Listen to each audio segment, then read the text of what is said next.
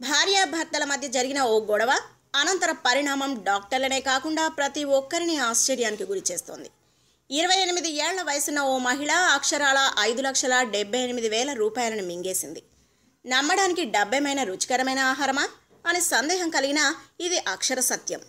అమెరికాలోని కొలంబియా నగరానికి చెందిన సన్రా మిలేనా ఆల్మెడా అనే యువతి ఆమె భర్త పనామా వెళ్లి అక్కడే స్థిరపడాలని భావించారు.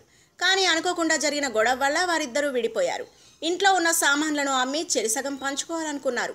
సామాన్లు అమ్మగా $9,000 వచ్చాయి. కానీ మాజీ భర్తకు డబ్బు పంచడం ఇష్టం లేని భార్య డబ్బును ఎక్కడ భద్రపరచాలో తీవ్రంగా ఆలోచించింది. తన కడుపులోనే భద్రంగా ఉంటాయని భావించింది. వెంటనే $100 నోట్లను గుండ్రంగా చుట్టి మొత్తం డబ్బును మింగేసింది. అనుకున్న లక్ష్యాన్ని పూర్తి చేసింది.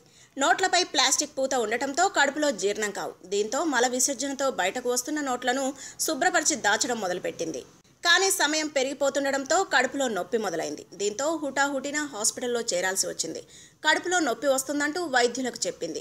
జీర్ణకోశ వ్యాధిగా సమస్యగా భావించిన వైద్యులు ఆపరేషన్ చేసేందుకు కడుపును కోశారు.